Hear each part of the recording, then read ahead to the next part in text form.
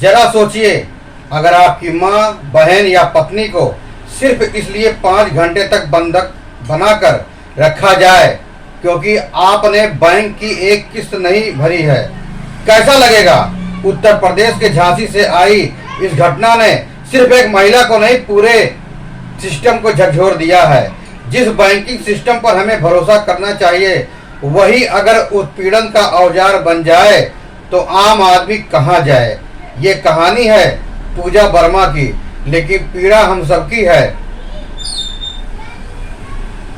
झांसी जिले के बहमरौली गांव के आजाद नगर मोहल्ले का यह मामला है। एक महिला पूजा वर्मा को दोपहर 12 बजे से शाम 5 बजे तक एक माइक्रो फाइनेंस बैंक में कथित रूप से बंधक बनाकर रखा गया। और वजह क्या थी? सिर्फ इतना कि उसके पति रविंदर वर्मा ने बैंक की किस्त समय पर जमा नहीं किया। पति जब बैंक पहुंचे तो स्टाफ ने दो टूक कहा, पैसे दो तभी पत्नी को ले जा सकते हो। मिन्नतों और गुहार के बाद जब कोई सुनवाई नहीं हुई तो रविंद्र ने डायल 112 पर फोन किया। पुलिस पहुंची, तब जाकर महिला को छोड़ा गया। कोतवाली मोड़ में मुकदमा भी पूजा ने दर्ज कराया। पूजा वर्मा ने बताया कि उन्होंने बैंक से 40,000 का लोन लिया था। अब तक 11 किस्तें जमा कर चुकी हैं, लेकिन बैंक रिकॉर्ड में सिर्फ 8 किस्तें दिखाई जा रही हैं। पूजा वर्मा का आरोप है कि बैंक एजेंट कौशल और धर्मेंद्र ने उसकी 3 किस्तें हड़प ली।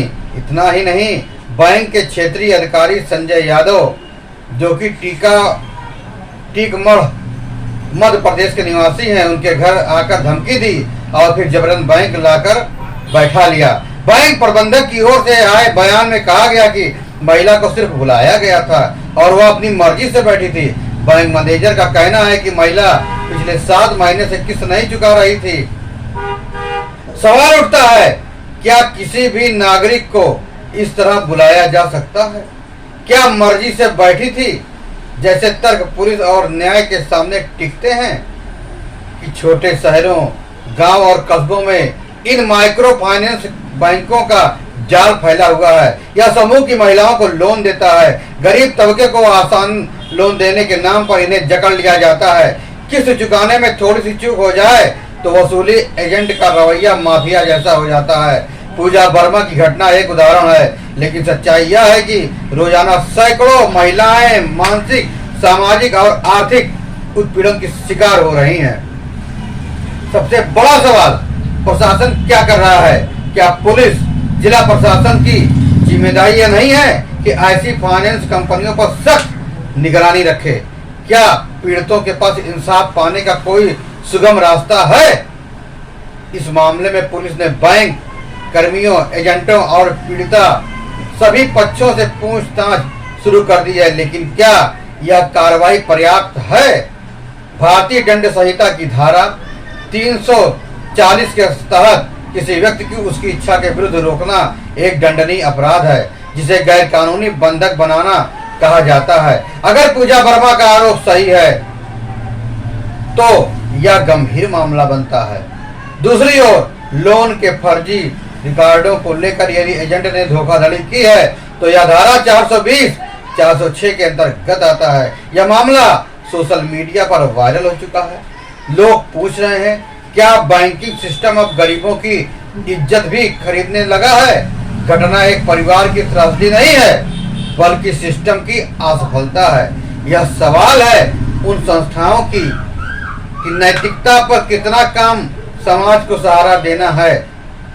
क्या अब समय नहीं रह गया कि माइक्रो फाइनेंस कंपनियों के लिए स्पष्ट और सख्त निर्देश जारी किए जाएं?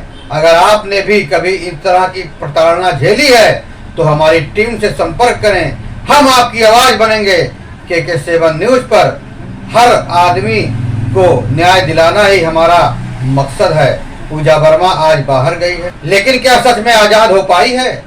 सवाल सिर्फ उसका नहीं है, सवाल हर उस महिला का है जो अपने परिवार के लिए कर्ज लेती है, किस्तें चुकाती है और फिर शक की नजरों से देखी जाती है। सवाल उस व्यवस्था का है जो कार्यों में सशक्तिकरण की बात तो करती है लेकिन जमीन पर चुप रहती है। क्या कोई बैंक किसी की इज्जत गिरवी रख सकता है?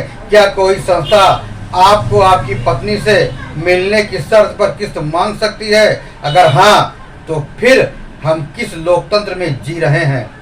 इस घटना ने हमें झकझोरा है, डराया है, लेकिन सबसे ज़्यादा हमें सवाल करना सिखाया भी है। अगर हम चुप रहे तो कल कोई और पूजा वर्मा इस सिस्टम में कुचली जाएगी। फिर आवाज़, बिना इंसाफ, पूजा का डर, उसकी बेबसी अब हम सबकी जिम्मेदारी है।